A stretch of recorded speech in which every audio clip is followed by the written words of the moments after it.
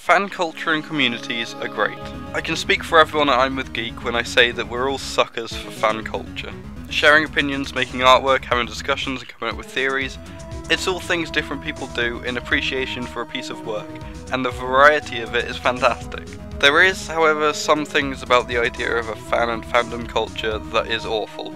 There's a lot of positivity and a lot of negativity in fan communities, but one of the most frustrating issues is the excusing of bad practices. I'm talking to those who think that companies should be allowed off the hook for making mistakes that should cost them, and unfortunately it's far more widespread than one might think.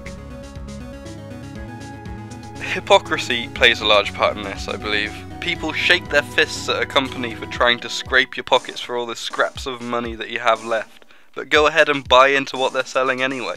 The most recent and apparent example would most likely be the fist shaking at EA, who decided to release Battlefront severely lacking in content and depth when compared to its predecessors, and the cancelled Battlefront 3. Any game released with no single player content is doomed to fail. See Evolve. On the surface, Battlefront is an okay game, but the real kicker is the DLC Season Pass, which costs as much as the game itself.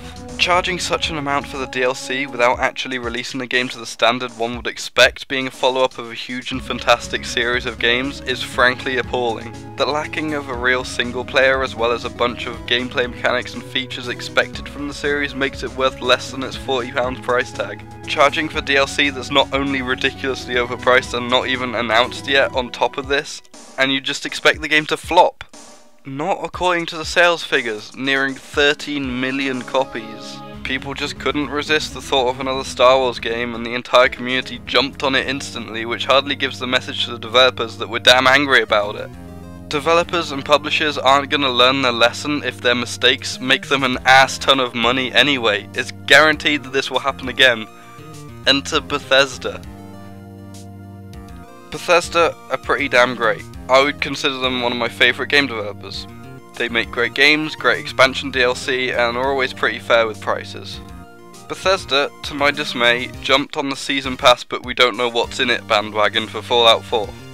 This wasn't too bad at the time that they announced it, since they released it at a reasonable price tag of £25. They recently announced that they're upping the price to £40, the same as the game itself. This presents me, a fan of Bethesda, with a dilemma. I like Bethesda, but they've done something that, if it were EA, everyone would scoff and be angry at them. I can think of a couple of excuses for them. They always release good DLC and big expansions, so it's worth it. I hear someone cry whilst wiping sweat away with their official Bethesda licensed t-shirt. But no, I'm not gonna be that guy, and I won't excuse a bad decision on Bethesda's behalf.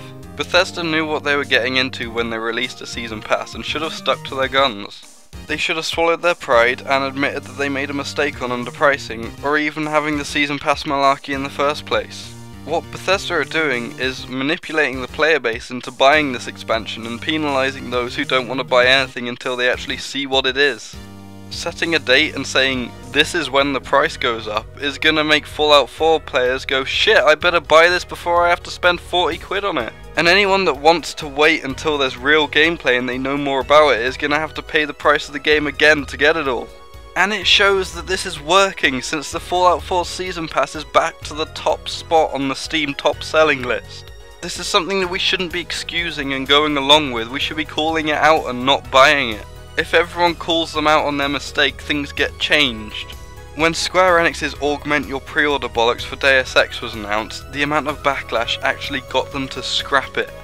This is good, and it needs to happen more often, but people are too loyal to companies that are usually good that they refuse to call them out when they do shit like this. I only recently came to understand how this is so common when Nintendo's bollocks and revenue stuff was rolled out on YouTube, where anyone that uses any clip from a Nintendo game gets their video overrun with ads in which Nintendo get all the revenue for. This completely ignores and goes against fair use laws, but they get away with it because it's Nintendo.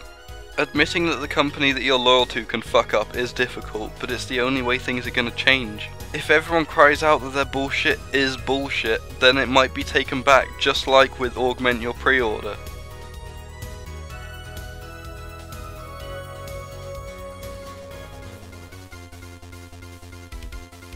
Hey, thanks for checking out this video. Since I went for something a little more topical than usual, I was pretty hesitant with it. If you enjoyed this, then make sure to check out my other videos and also drop by my Twitch channel for my streams.